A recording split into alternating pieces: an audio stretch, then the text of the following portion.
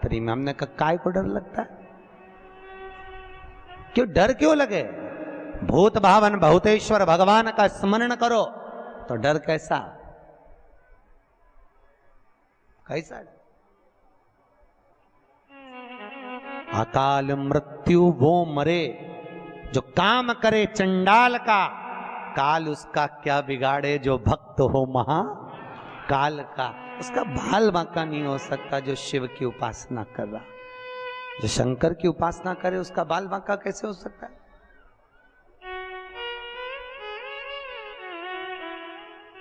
कौन लगे? प्रभु अंदर से दरवाजा बंद है। भोलेनाथ जी ने कहा दरवाजा बजा, पार्वती और बजा, दरवाजा बजा, खुले ही नहीं।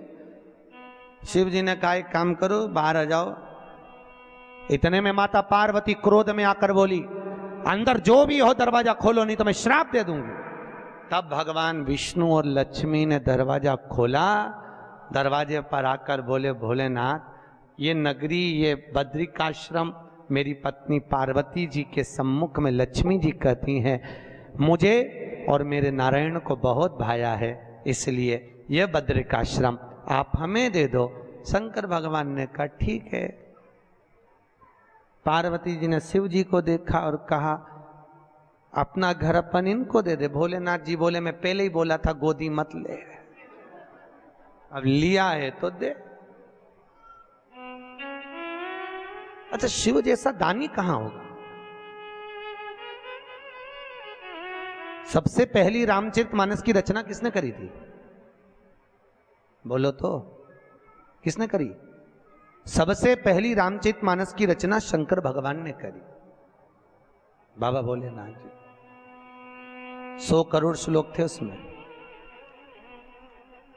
33 करोड़ मनुष्य को, 33 करोड़ देवता को और 33 करोड़ श्लोक राक्षसों को बांटे थे बाबा शंकर ने। थोड़ी देर बाद मनुष्य देवता राक्षस फिर आ गए थे। प्रभु इतनी बड़ी रामचरितमानस की रचना आपने करी है और इसमें से 1 करोड़ श्लोक आपके पास में रहेगा, ये हमको और दे दो। भगवान ने कहा ले जाओ 33 लाख और ले जाओ। थोड़ी देर बाद मनुष्य देवता राक्षस फिर आ गए क्योंकि शिव जी के पास 1000 श्लोक रह गए। भोलेनाथ 1000 श्लोक आपके पास में हैं। शिव जी ने कहा ले जाओ 33 और ले जाओ। शिव जी के पास 100 श्लोक रह गए। मनुष्य देवता राक्षस फिर आ गए। भोलेनाथ 100 श्लोक आपके पास में। भोलेनाथ जी ने कहा ले जाओ 33 और ले जाओ। शिव जी के पास 1 श्लोक रह गया। मनुष्य देवता राक्षस फिर बोले भोलेनाथ 1 श्लोक आपके पास में, ये हमें दे दो। शंकर भगवान ने कहा लेने वाले 3 श्लोक 1 करूं क्या? शंकर भगवान ने 1 श्लोक को बांटा तो वो अनुष्टुप छंद का श्लोक था। भगवान शंकर ने तोड़ दिया। अनुष्टुप छंद में संस्कृत के 32 अक्षर होते हैं, 10 अक्षर शिव जी ने तीनों को दे दिए। शंकर जी के पास 2 अक्षर रह गए। मनुष्य देवता राक्षस फिर आकर बोले भोलेनाथ ये 2 अक्षर हमको दे दो। शिव जी ने कहा पूरी रामायण तुमको दे दी, रामचरितमानस तुमको दे दी, पर ये 2 अक्षर नहीं दूंगा। मत दो पर बताओ तो भोलेनाथ आपने दुनिया को सब कुछ दिया, अपने पास क्या रख लिया? शंकर जी ने कहा एक रा, दूसरा म, राम मैंने अपने पास रखा, बाकी का सब दुनिया को दे दिया। सब दे राम मेरे पास में, और राम के सिवा कुछ भी नहीं मेरे पास, केवल राम।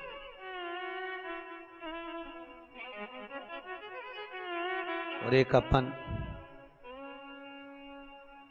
राम दूसरे को दे देते हैं, काम अपने पास रख लेते। सुबह सुबह जितने मिलेंगे ऐसे ही मिलेंगे। भैया राम राम, पूछो कहां जा रहा? काम पे जा रहा। राम तू धर ले, काम मैंने धर लिया।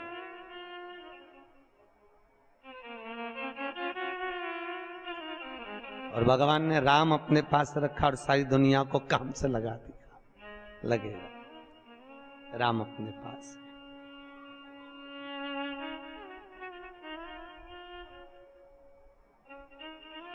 और आज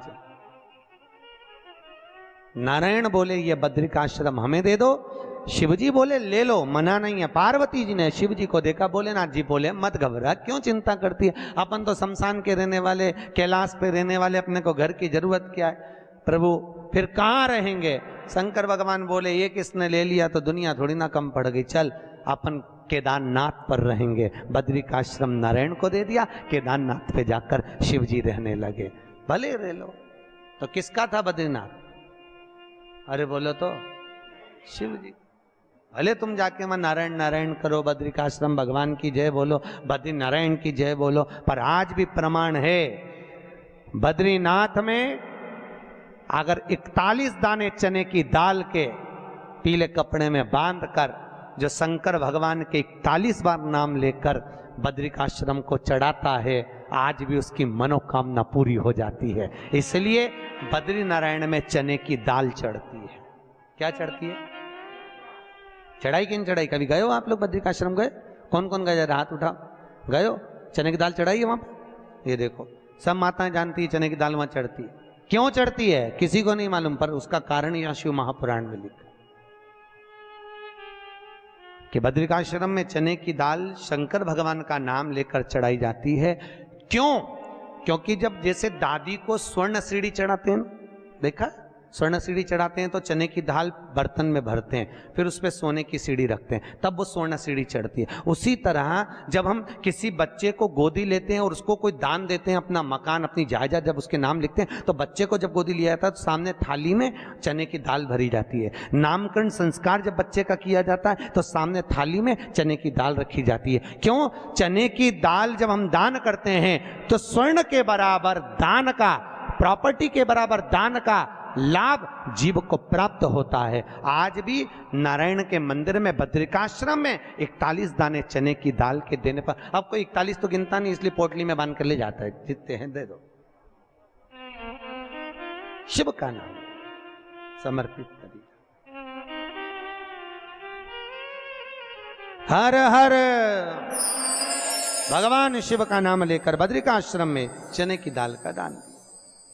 अच्छा, इसलिए केदारनाथ में जपा जाता है नारायण नारायण और बद्रिकाश्रम में जपा जाता है ओम नमः शिवाय। दोनों जगह विपरीत दशा है। केदारनाथ जी में क्या जपना चाहिए? श्रीमन नारायण, ओम नमो भगवते वासुदेवाय, श्री कृष्ण शरणम मम। ऐसे केदारनाथ जी में बैठकर भगवान का नाम का जाप करना चाहिए। और बद्रिकाश्रम में जब भी जाओ तो मुख से ओम नमः शिवाय, ओम नमः शिवाय। जैसे व्यक्ति का कोई काम नहीं हो रहा हो, बहुत दिन से लगे, बहुत समय से लगे, ये काम हो ही नहीं रहा, तो शंकर जी का नाम को उल्टा कर कर जपना चालू कर दो। नमः शिवाय ओम। सीधा नाम क्या है? ओम नमः शिवाय, शिवाय नमः ओम।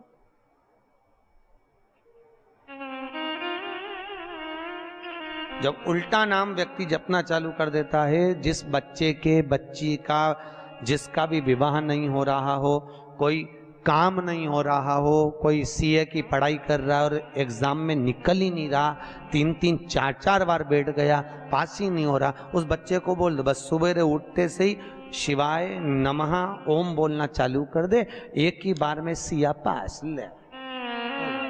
कहा कर तो जॉब नहीं लग रहा हो, जब उल्टा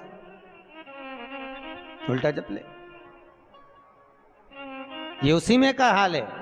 जैसे किसी व्यक्ति से अपने को पैसा लेना और दे नहीं रहा, क्या करना है? सूर्य नारायण भगवान को अर्घ दो। तो 21 दाने लाल मिर्ची के जो दाने होते हैं, देखें लाल मिर्ची के अंदर दाने होते हैं, उसके 21 दाने निकालकर पानी में डाल दो और पानी में डालकर उसी जल से सूर्य को अर्घ दे दो।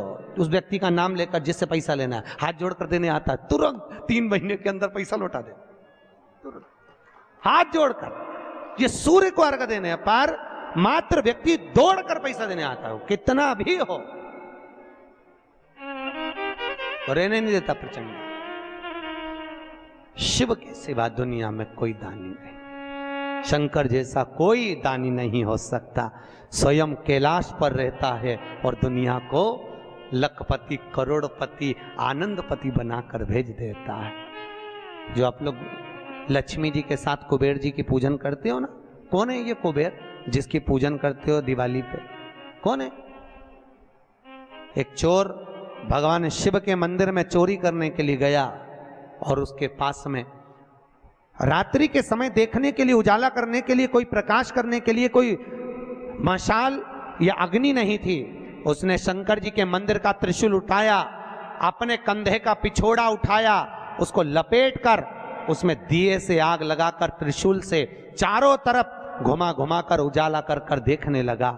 जैसे ही देखा वैसे ही मेरे शंकर प्रकट हो गए और शिव जी प्रकट होकर बोले, मांग तुझे क्या चाहिए? भोलेनाथ मैं तो चोर हूं, चोरी करने आया था, मेरे परिवार का भरण पोषण करना है। भोलेनाथ जी बोले, आज शिवरात्रि के दिन तूने रात्रि के समय पर मध्य रात्रि में मेरे मंदिर में प्रकाश करा है, इसलिए मैं तुझे वर देता हूं, जा कुबेर के सिंहासन पर तू बैठेगा। और भगवान शंकर ने कुबेर को नीचे उतार दिया और या चोटे को कुबेर बना दिया। सोचो कितना दयालु होगा, चोर को कुबेर बना दिया। जिस कुबेर की तुम पूजन करते हो ये चोट्टा है, चोर है।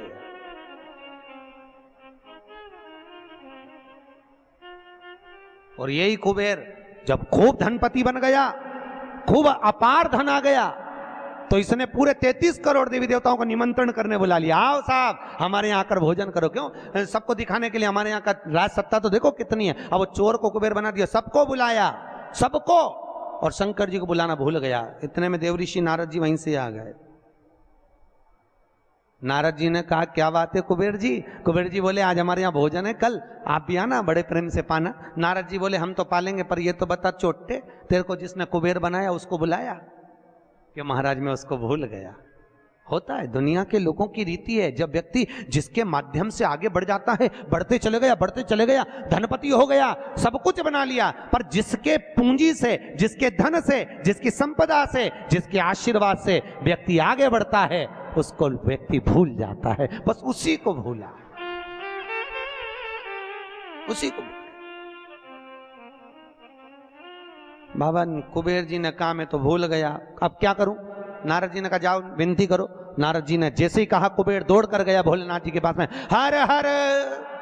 भोलेनाथ जी ने पूछा, बोलो क्या बात है? इतने में कुबेर बोला, प्रभु मेरे से गलती हो गई, मैं आपको निमंत्रण देना भूल गया। शंकर जी बोले, कोई बात नहीं, देखो ये बड़ी बड़ी पार्टियां तो मैं तो वैसे भी अटेंड नहीं करता भैया, इतनी बड़ी बड़ी पार्टी मैं अटेंड नहीं कर सकता, तो कौन अटेंड करेगा? इतने में भगवान भोलेनाथ जी बोले, मेरा जो छोटा बेटा है गणेश, वो अटेंड करेगा।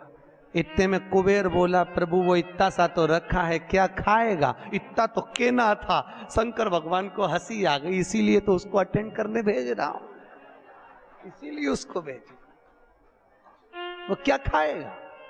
बाबा भोलेनाथ जी बोले, अब तो इस समय बताएगा कितना खाता है। कार्तिकेय जी को गुस्सा आ गया। कार्तिकेय जी ने अंदर माता पार्वती से कहा, माँ माँ। माता पार्वती जी ने पूछा, क्या बात है? माँ घर का बड़ा बेटा कौन है? भगवान पार्वती जी ने कहा, कार्तिकेय तू। जब बड़ा बेटा मैं हूं तो सबसे पहले पार्टी अटेंड करने का हक किसका? तेरा। तो शंकर जी ने, पिताजी ने गणेश जी को कुबेर भैया के यहाँ भोजन करने क्यों भेजा? शंकर जी आएंगे, उनसे पूछेंगे। भोलेनाथ जी जैसे ही आए, पार्वती ने पूछा, क्यों उपद्रव करवाते हो प्रभु, ये सब प्रपंचा क्यों करवाते हो? जब तुम्हारे दोनों बेटे बराबर हैं तो फिर ये बड़े को तुमने भेजा क्यों नहीं? इतने में शंकर जी बोले, मुझे मालूम है कहां पर कौन सी पार्टी में किसके घर किसको भेजना, लिफाफा लेके।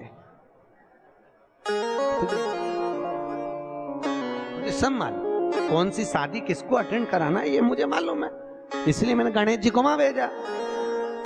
और गणेश जी से कहा, बेटा अच्छे से जीवना। गणेश जी बोले, पिताजी नाक कटाऊंगा नहीं, क्योंकि नाक मेरी लंबी है, तुम चिंता करो मत। जीवने बैठा तो उठूंगा नहीं जब तक आपकी सूचना आएगी नहीं।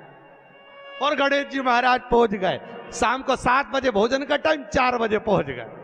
और 4 बजे जैसे गणेश जी पहुंचे, आवाज लगाई, कुबेर भैया, कुबेर भैया। अब जैसे ही बोले कुबेर भैया, तो कुबेर भैया तो नहीं आए। कुबेर जी की धर्मपत्नी निकल कर बाहर आ गई। और कुबेर जी की पत्नी ने कहा, गणेश जी भोजन का टाइम तो 7 बजे। इतने में गणेश जी बोले, भाभी जी सब लोग जिमने आ जाएंगे, मैं छोटा सा कहाँ बैठ के जिमूंगा, इसलिए आ गया। अंदर से कुबेर जी बोले, अब आ गया है तो जिम लेने दो, अच्छा है जितने जिम के जाएंगे टाइम तो निकल जाएगा। और समय 33 करोड़ देवी देवता का भोजन बना, इसको जल्दी जल्दी जिमा जुमू के न चीत कर। ऐसे गणेश जी को बिठाया, आओ गणेश जी बैठो। भाभी ने कहा बैठो। गणेश जी बोले भाभी बैठ जाऊं? हाँ बैठ जा। चौकी लगा के गणेश जी के बिठा दिया और अब थाली जैसे ही लगी, भाभी थाली लगा के लाई, गणेश जी खाते गए। जैसे ही खाते गए 33 करोड़ देवी देवता का भोजन 15 मिनट में निपटा गया।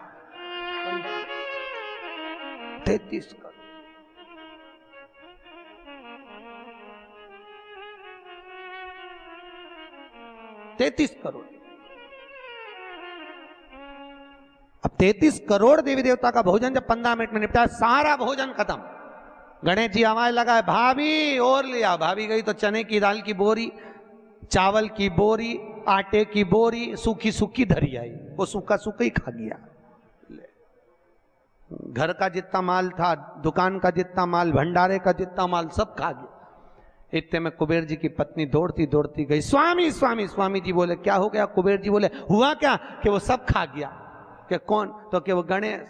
तो कि वो तो इतना सा था। तो वो इतना सा तो है पर तोन जोरदार है, सब खा गया। इतने में कुबेर जी नारद जी के पास पहुंचे तो नारद जी तो आनंद में लगे हुए थे, खूब अलमस्ती। नारद तो नारद, वो तो अलमस्ती में। श्रीमन्नारायण श्रीमन्नारायण श्रीमन्नारायण श्रीमन्नारायण श्रीमन्नारायण श्रीमन्नारायण नारायण नारायण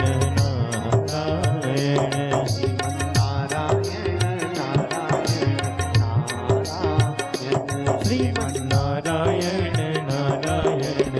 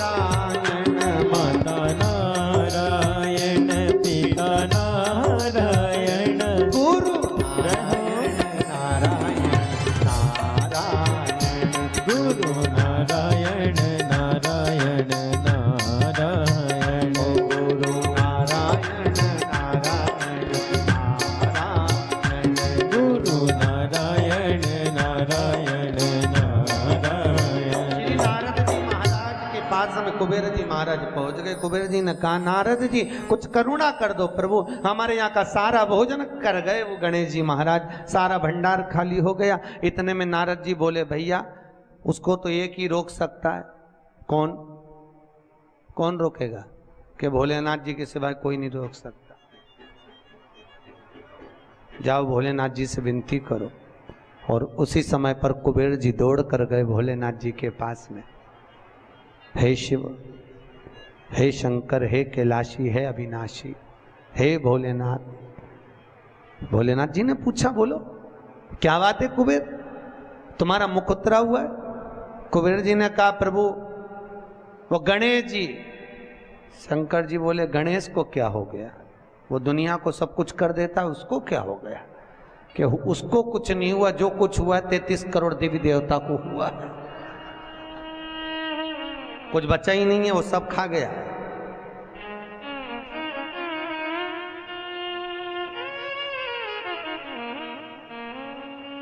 भगवान शिव ने कहा क्या चाहते हो? उनको जीमने से रोक दो प्रभु, कुछ बचा ही नहीं है, आप देखेंगे। शंकर जी ने एक दुर्बा उठाकर दे दी कि गणेश जी को दे देना कि ना ये दांत खरोच ले।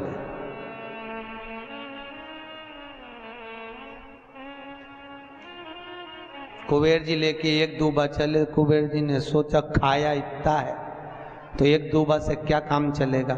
जाते जाते उन्होंने दूबा की गड्डी बना ली। आज भी नियम है, गणेश जी को ढेर सारी दूबा चढ़ाने की जरूरत नहीं है। शिव जी ने एक दुर्बा गणेश जी को दी थी, इसलिए एक दुर्बा गणेश जी को चढ़ा दो तो गणेश जी स्वीकार कर लेते हैं। ढेर सारी चढ़ाने से कोई लाभ नहीं है कि बहुत सारी चढ़ाएंगे तो गणेश जी राजी होंगे। तो कुबेर जी ने चलते चलते बहुत सारी उठा ली थी, गणेश जी को ले जाके दे दी। लो प्रभु ये कहां चढ़ाते हैं दुर्बा? गणेश जी का जो दांत टूटा है उस दांत की ओर गणेश जी को दुर्बा समर्पित करी जाती है। इसलिए हमारे हिंदू धर्म में दो तरह के गणेश जी का प्रमाण कहा जाता है, एक राइट सूंड के गणेश, एक लेफ्ट सूंड के गणेश।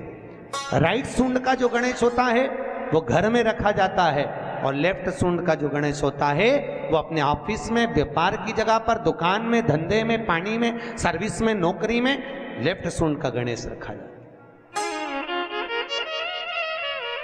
जिसकी दुकान, व्यापार, व्यवसाय में अगर राइट सूंड का गणेश रखा जाता है तो लक्ष्मी आती है पर टिकती नहीं है।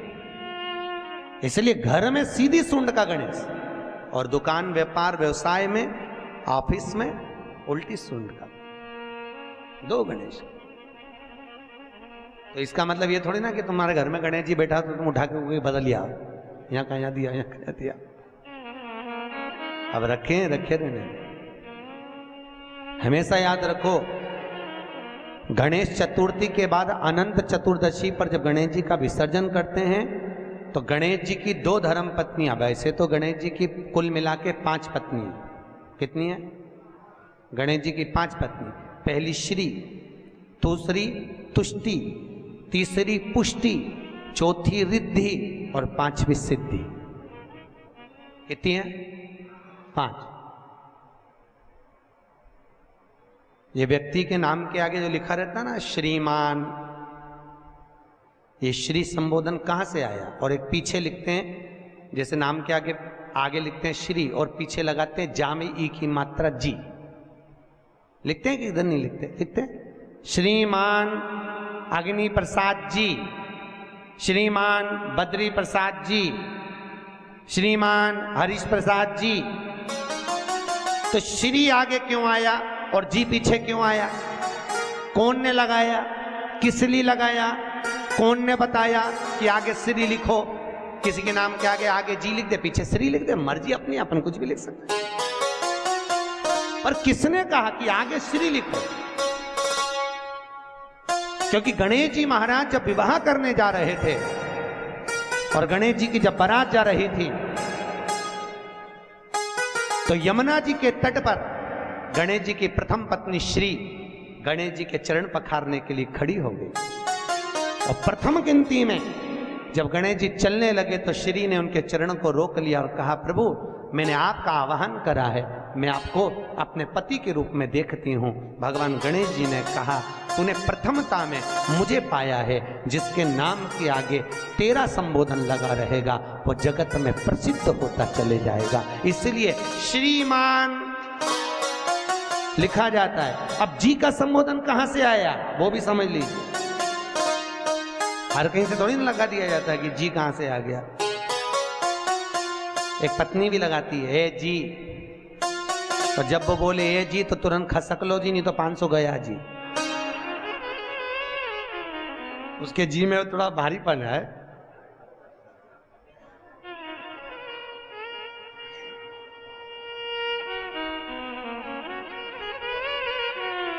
तैतीस करोड़ देवी देवता में सबसे सुंदर जोड़ी थी शंकर और पार्वती की। सही है कि गलत है?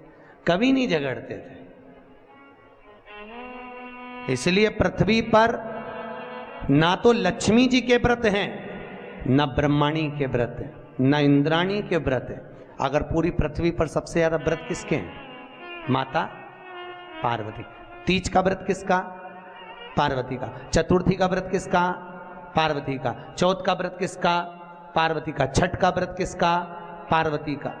जितने व्रत है सब माता पार्वती। लक्ष्मी जी का कोई व्रत है क्या? अरे बोलो तो, ये आप लोग वैभव लक्ष्मी का व्रत करते हो, ये पुराना व्रत नहीं है, ये तो अभी अभी लोगों ने चालू कर दिया। ये लक्ष्मी, यहाँ कई लोग अमावस्या के दिन, दिवाली के दिन व्रत रख लेते हैं, हमारे शास्त्रों में उसका भी प्रमाण नहीं है। वो तो तुम लक्ष्मी के चक्कर में रख लेते कि दिन भर भूखी रहूंगी तो लक्ष्मी जल्दी आ जाएगी। नहीं तो ये हमारे शास्त्र में प्रमाण नहीं है लक्ष्मी जी के व्रत का।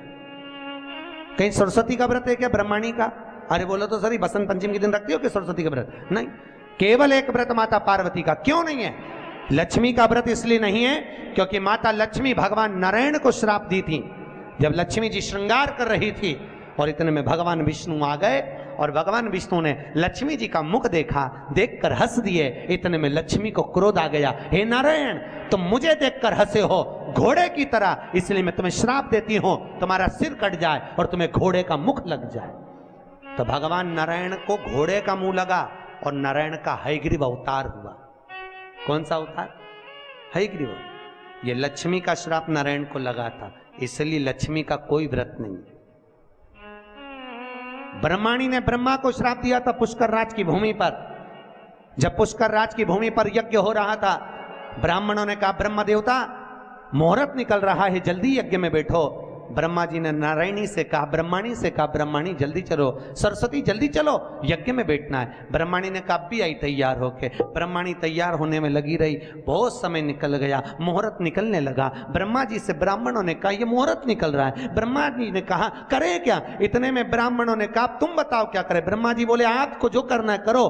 ब्राह्मणों ने गाय को पकड़ कर ले आए और गौ माता को खड़ी कर कर गाय के सामने वेद ध्वनि करना प्रारंभ करा। जब वेद ध्वनि करी तो गाय के मुख से वेद माता गायत्री को प्रकट कर लिया। गायत्री को प्रकट करा, ब्रह्मा जी के पास में गठजोड़ा बांधकर बिठा दिया। जैसे बिठाया उसी समय पर ब्रह्माणी आ गई और ब्रह्माणी ने आकर देखा ब्रह्मदेव तुमने मेरी जगह पर दूसरी नारी को बिठाया है, मैं तुम्हें श्राप देती हूं, तुम्हारे पृथ्वी पर कहीं मंदिर नहीं बनेंगे। ब्रह्माणी ने श्राप दे दिया।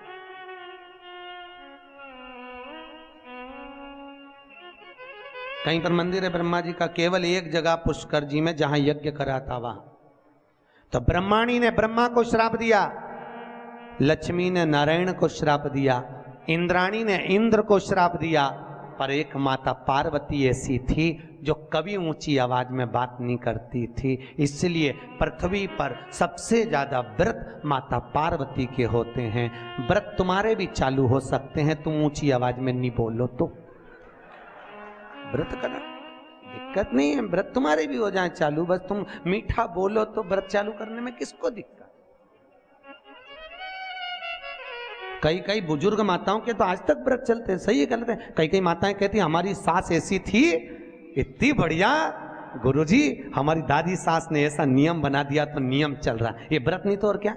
जो सास दादी सास बना के चली गई वो नियम आज तक चल रहा है। ये व्रत ही तो है, उन्होंने अच्छा करा इसलिए नियम चल रहा है।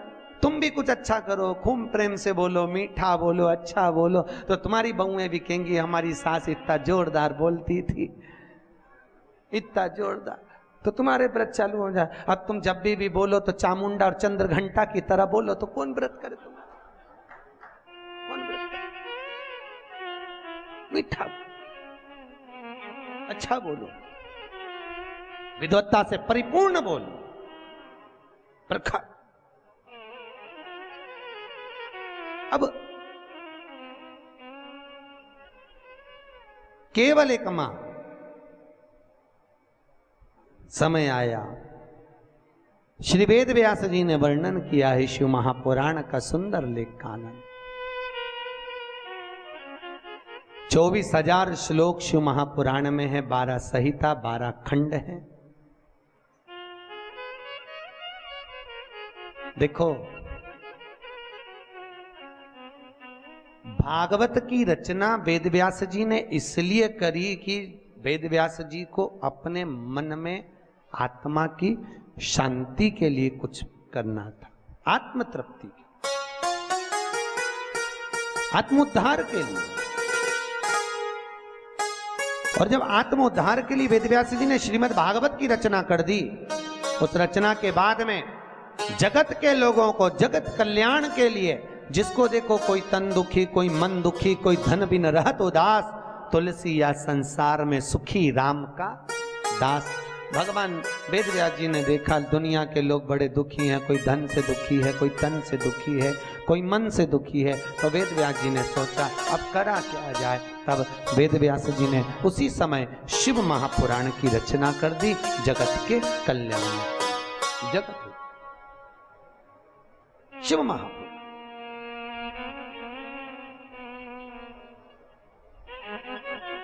वेदव्यास जी लिखे, एक बड़ा सुंदर महत्तम लिखा, बड़ा सुंदर तत्व लिखा वेदव्यास शिव महापुराण के लिए। कहते हैं भागवत पितरों को तारती है, रामचरितमानस जीव को तारती है, पर वेदव्यास जी शिव महापुराण में लिख रहे हैं, अगर शिव महापुराण की कथा देखो, भागवत तो गोत्र से तार रही है। काय से तार रही है? गोत्र से। सुनिए भागवत, अरे बोलो तो सुनिए। गौकर्ण ने धुंधकारी के लिए गया जी में पिंडदान करा था कि नहीं करा था?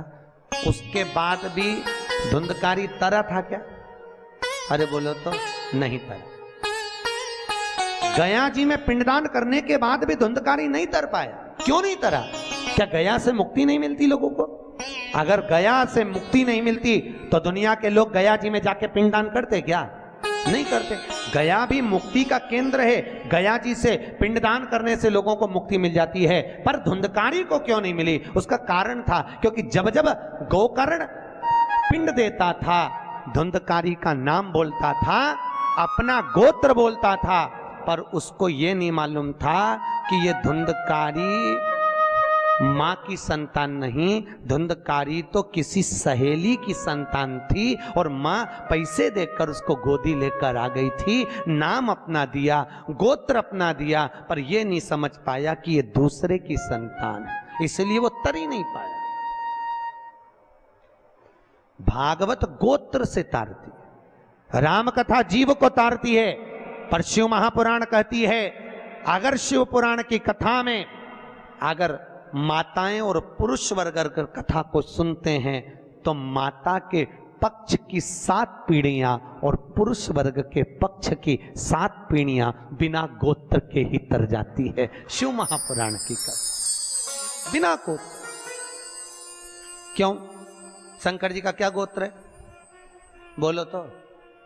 जब उनकी शादी हो रही थी ना भोलेनाथ जी की, तो पंडित जी ने पूछ लिया था, संकल्प देते कन्यादान का। कन्यादान के संकल्प के समय पर पंडित जी बोले अमुक नाम शंकर, पिताजी का नाम शंकर, दादाजी का नाम बोलो शंकर, परदादा का नाम शंकर। इतने में पंडित जी को बुरा लग गया। पंडित जी ने सोचा बताओ ब्याह करने आया है कि नशे में आया है? पिता का नाम शंकर, खुद का नाम शंकर, दादाजी का नाम शंकर, परदादा का नाम शंकर।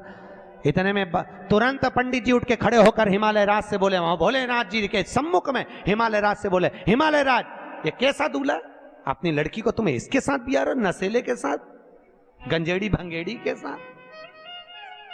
इसे इतनी सूझ नहीं कि अपने पिताजी का नाम क्या है?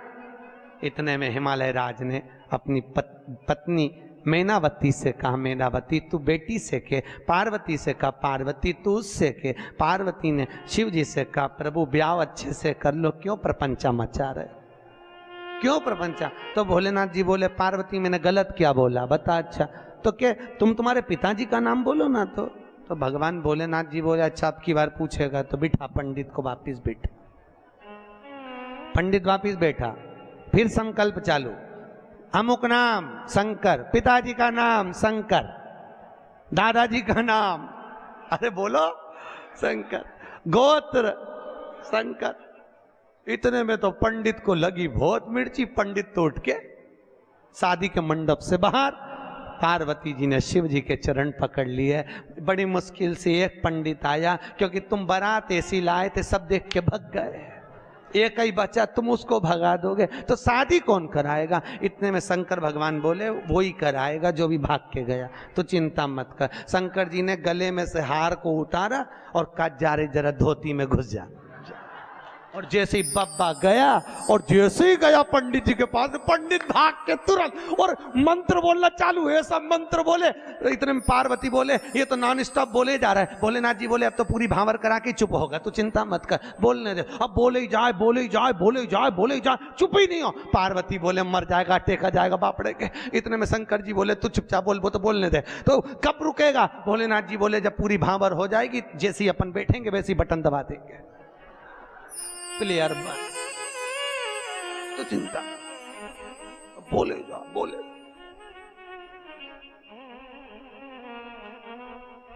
पार्वती बोली, अभी भी चुप नहीं हुआ। भोलेनाथ जी ने कहा, 7 भांवर हो गई, अब तो हार हार।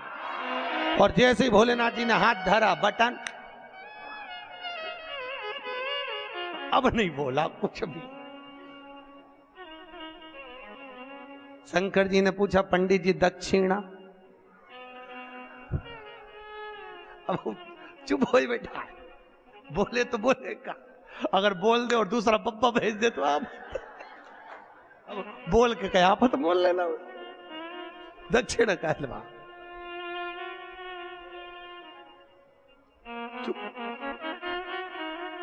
पार्वती जी ने पंडित जी का तिलक करके पूछा, आपको क्या दूं?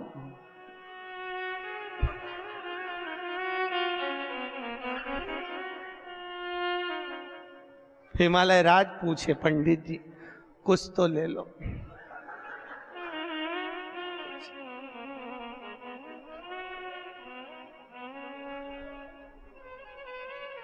पीछे से ब्रह्मा जी ने कहा, तो आप पोथी उठा के, कुछ नहीं बोला। घर पे पंडित जी की पत्नी ने पानी पिला के पूछा, शादी कैसी रही? आवाज निकले से तो बोलत रहे, अब निकले तो बोले, कुछ बोले। शिव का विवाह तीसरे दिन कथा में आएगा, शंकर जी का विवाह जो अपन सुनेंगे। करुणा सागर, यह शिव कथा कहती है, भगवान शंकर की कथा में गोत्र की भी जरूरत नहीं है, या बिना गोत्र वाले को भी तार देती है शिव पुराण। आप सुनोगे, माताओं ने श्रवण करी तो उनका माए का पक्ष की भी 7 पीढ़ी, ससुराल पक्ष की भी 7 पीढ़ी कथा को श्रवण कर कर तर जाती है। ऐसी शिव महापुराण की कथा है, शंकर की तरण तारण वाली। अब कौन ऐसी कथा होगी? भागवत गोत्र से तारे, जीव को तारे राम कथा, शिव महापुराण तार। चले, सुंदर सनकादि ऋषियों ने एक सुंदर संवाद में, सुंदर आनंद में शिव महापुराण के महत्तम को श्रवण कराया। एक देवराज नाम का ब्राह्मण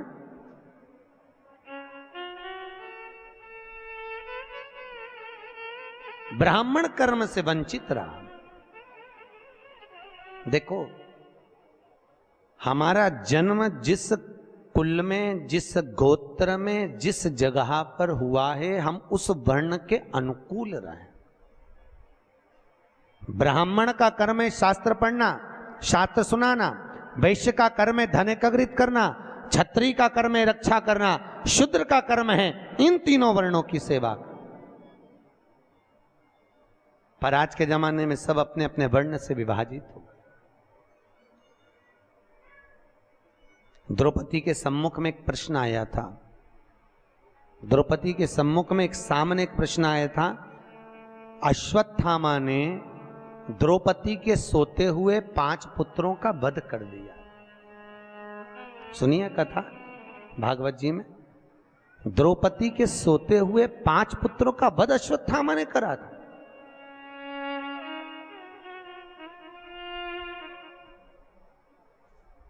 और द्रौपदी के जब 5 पुत्र मर गए, अश्वत्थामा को पकड़कर भीम ने सामने लाकर खड़ा कर दिया। द्रौपदी के हाथ में तलवार दे दी, मार दे द्रौपदी इस अश्वत्थामा को। द्रौपदी कहती है इसको नहीं मार सकती। क्यों? क्योंकि ये मेरे गुरु का पुत्र है, ये मेरे गुरु का पुत्र है। द्रौपदी, इसने तेरे बेटे को मारा, तू इसको मार दे। द्रौपदी कहती है नहीं, ये मेरे गुरु का पुत्र है। ये ब्राह्मण होकर अपने कर्म से वंचित हो गया, पर मैं क्षत्राणी होकर अपने कर्म से वंचित नहीं होंगी। मैं इसको नहीं मारूंगी, मैं इसको मारूंगी नहीं।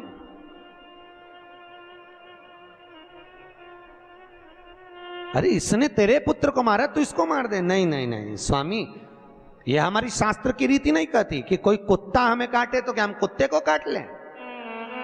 ऐसा होता है क्या? अरे बोलो तो सही। पर घर में ऐसा ही होता है, सास ने कुछ बोला और बहू ने पलट के जवाब दिया, तो ये तो वही बात हो गई कि कुत्ता तुम्हें काटा तो तुम कुत्ता काट गई। बात तो यही है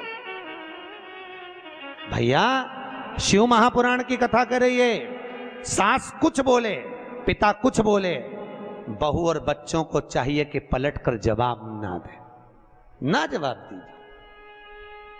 कई लोग कहते हैं हमारी सास हमें बहुत गाली देती है, महाराज हमारी सास बहुत अपशब्द बोलती है।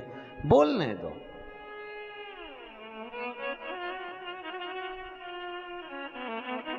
बोलने दो, बोले तो। एक पत्थर का टुकड़ा एक खदान से निकला, उसी खदान में से मार्बल का जब टुकड़ा निकला, हथौड़ी की चोट दे देकर उसकी मूर्त बनाई गई। बनाई कि नहीं बनाई? वही मार्बल का टुकड़ा जमीन पर लगा है, लोग उस पे जूता रख के चल रहे हैं। वही मार्बल की मूर्ति मंदिर में पूजा रही है। बस अंतर इतना है, जिसने चोट को सहन कर लिया वो मंदिर में पूजा गया, जो सहन नहीं कर पाया वो जूते खा रहा, वो जमीन पर लगा है। सास ससुर घर के बड़े हमको चोट दे दे कर तराशते हैं, पर हमारी आदत इतनी विचित्र है कि हम सास को ही तराश देते हैं, तो हमको तराश। महाराज बहुत अपशब्द बोलती है हमारी सास, बोलने दो, वो तुम्हें गाली दे, तुम आरती गाओ। तेरा तुझको अर्पण क्या लागे। महाराज जी वो हमको गाली दे और हम आरती गाएं, हाँ वो तुम्हें आप शब्द बोले, तुम उसके लिए भजन करो। अम्बे तू है जगदम्बे काली, जय हो गुलबर्गा वाली। काहे बोले? मीठा बोलिए, काहे को आप सब कभी मत बोलो आप सब। शास्त्र कह रहा है, वैज्ञानिक रिसर्च में लगे, शास्त्र कहता है जो शब्द हमारे मुख से निकलते हैं, वैज्ञानिक कहते हैं 21 दिन के अंदर वही शब्द घूमकर वापिस हमारे पास में आ जाते हैं।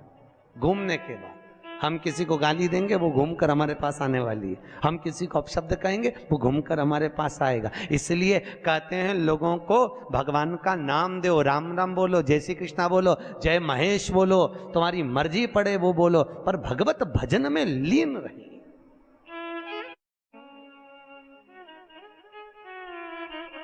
भगवत भजन में एक जगह शिव महापुराण की कथा करने गए थे, कौन सा स्थान था, मंगरूल पीर। वहां पर हमारे मारवाड़ी समाज के महेश्वरी बंधु कुछ बोले कि हम तो वेंकटेश भगवान को मानते हैं, हम कथा में नहीं आएंगे, तुमने गलत कथा रख ली शिव महापुराण की। भैया यहां शास्त्र कह रहा है तुम महेश्वरी महेश के वंशज हो, सही है कि गलत है? अरे बोलो तो महेश्वरी। पर आज के जमाने में लोग, सीधी सीधी बात, शास्त्र शिव जी के कितने लड़का लड़की थे? अरे बोलो तो, शंकर भगवान के कितने बच्चे? शिव जी के 7 लड़के और 6 लड़कियां थी। कितने लड़के थे? 7 लड़के और 6 लड़कियां भगवान भोलेनाथ के। उन 7 लड़कों में से भगवान शिव के 5वें नंबर के लड़के से महेश्वरी वंश का उत्पत्ति हुई है, तब जाकर तुम महेश्वरी कहला। और तो लोग कहते हैं हम तो भैया नारायण वाले, हम शंकर जी का प्रसाद नहीं लेंगे, हम शिव के मंदिर नहीं जाते। अरे भैया क्यों ला जाते हो? भगवान महेश के वंशज हो, महेश को नहीं पूछोगे, दादा बाबा को नहीं पूछोगे तो किसको पूछोगे? मुझे बहुत प्रसन्नता हुई थी जब गुलबर्गा में महेश्वरी समाज की यहाँ पर अध्यक्ष बैठी है, महेश्वरी महिला मंडल की। तो आज से 12 एक साल पहले कथा करी थी शिव महापुराण की, महेश्वरी महिला मंडल ने करवाई थी। एक बार जोरदार ताली बजाओ पूरी महिला मंडल के लिए। बहुत सुंदर ऐसे शुभ कार्य हमारे जीवन में, हम जब मृत्यु लोक में अगर जन्म लिए हैं, हमारे जीवन काल में जब हम आए हैं और उस काल में आने के बाद में हम कुछ सत्कर्म की ओर, सत्कर्म। ये जितने मारवाड़ी हैं, चाहे अग्रवाल हो, चाहे महेश्वरी हो, चाहे ये ओसवाल कहते हैं, दिगंबर कहते हैं, हम वहां से निकले, हम वहां से निकले, इन सब की उत्पत्ति शंकर से, किसी की भी उत्पत्ति बाहर से नहीं, किसी की उत्पत्ति बाहर से, सब शिव के, सब शंकर के, जितने मारवाड़ी, ओसवाल, खंडेलवाल, अग्रवाल, महेश्वरी, ये जितने जितने जितने जितने हैं सब शिव के दिए हुए। शंकर भगवान की जो 6 लड़कियां हैं, जया, विषहरा, आदिक आदिक आदिक आदिक, इन सब से उत्पत्ति है पूरी खांबों की। कहां गई? देवराज ब्राह्मण होकर अपने कर्म से वंचित हो गया, और देवराज जब अपने कर्म से वंचित हुआ, एक बार शिव जी के मंदिर में पहुंच गया, शंकर जी के मंदिर में उसको ताप आ गया, बुखार आ गया, कहां जाऊं, बहुत ठंड लग रही थी, शिव मंदिर में छुप गया। कोई ब्राह्मण शिव महापुराण की कथा कर रहा था, और भगवान शंकर की कथा को जब ब्राह्मण कर रहा, कथा को देवराज ने श्रवण कर ली। श्रवण करते ही उसका चित्त भगवान शंकर के शिवलिंग में लीन हुआ। सामने शिवलिंग था, उस शिवलिंग को देखता रहा। शिवलिंग, शिवलिंग जानते हो? अरे बोलो तो, किसका प्रतीक है? शंकर का। लिंगायत संप्रदाय के अंतर्गत, अगर आपके यहां पर लिंगायत संप्रदाय है तो लिंगायत संप्रदाय के अंतर्गत जितना प्रामाणिकता भगवान शंकर के शिवलिंग की है, लिंगायत संप्रदाय के अंतर्गत माता हो, पुरुष हो, गले में चांदी की कटोरी में भी शंकर का शिवलिंग धारण करती। शंकर का शिवलिंग। लिंगायत संप्रदाय के अंतर्गत अगर घर में बच्चा जन्म लेता है तो मां उस बच्चे को दूध नहीं पिलाती जब तक के लिंगायत संप्रदाय का मंत्र उस जन्म लिए बच्चे के कान में नहीं दे दिया जाता, तब तक उसको मां दूध भी नहीं पिलाती।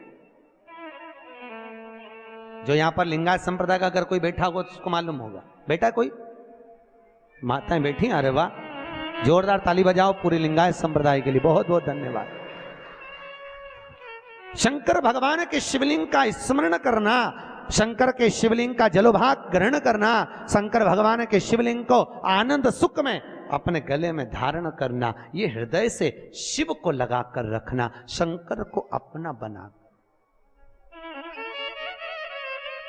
हमारे अग्रवाल जी से हमने पूछा, बोले गुरुजी कल शोभा यात्रा वो ईश्वर मंदिर से निकलेगी। हमने पूछा वही मंदिर क्यों चुना तुमने पूरे गुलबर्गा में से? कहे गुरुजी हम वहाँ पर हर सावन में हर सोमवार को जाते रहते हैं, बाबा भोलेनाथ जी से कुछ जान पहचान ऐसी हो गई, बाबा छोड़ते नहीं हैं और हम छूटना नहीं चाहते, तो जिससे दिल लग जाता है। तो शंकर का शिवलिंग से अग्रवाल जी आपका दिल लग गया तो वो लिंग तुम्हारा हो गया और तुम उस शिवलिंग के हो गए, शिव तुम्हारा। ये देखो दिल लगाना बहुत जरूरी है। अमेरिका वालों ने रिसर्च करा है, अटैक की बीमारी से बचना हो तो दिल लगा लो। वो बोल रहे हैं कुत्ता पालो, वो कह रहे हैं गैया ये पालो वो पालो। हमारे वैज्ञानिकों ने, हमारे संतों ने, हमारे राष्ट्र के संत वेदव्यास जी आदि का अधिक जितने संत हुए उन्होंने तो पहले से ही कहा इस दिल को लगा कर रखिए। अगर ये दिल संतों में लग गया, सत्संग में लग गया, गौ माता की सेवा में लग गया, शिवलिंग में लग गया, तो फिर ये दिल अगर वहां खुल गया तो फिर हॉस्पिटल में नहीं खुलेगा। हॉस्पिटल में उसी का दिल खुलता है जो सत्संग में नहीं खुला। इसलिए अटैक की बीमारी उसी को आती है, समझ गए?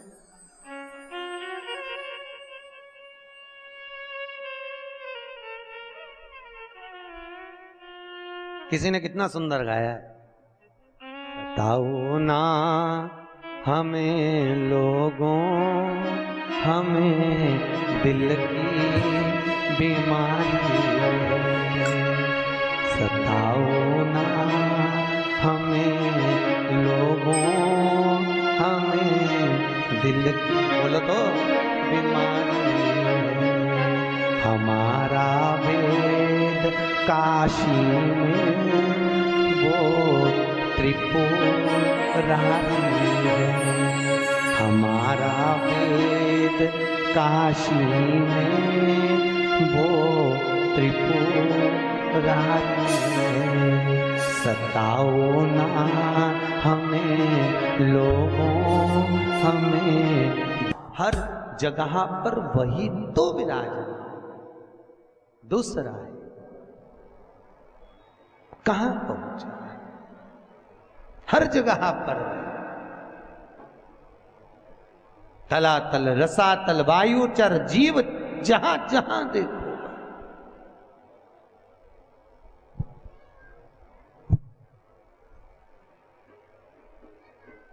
चला रहा है।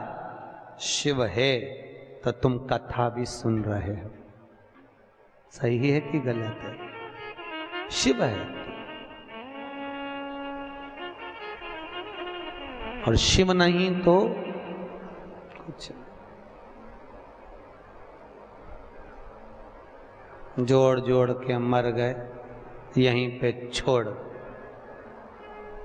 जब कोई मर जाता है तो लोग पूछते हैं गुरुजी ये बताओ लोग मर गए तो राम नाम सत्य कहते, कहते कि नहीं कहते?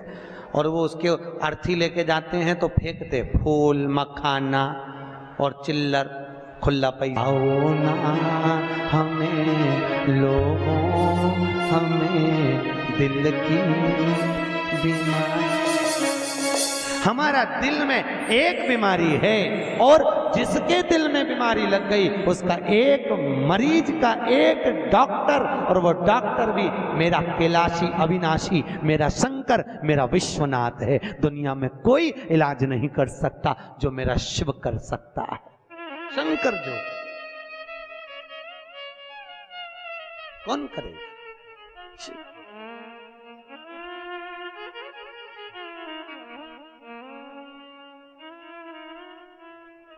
बीमार होने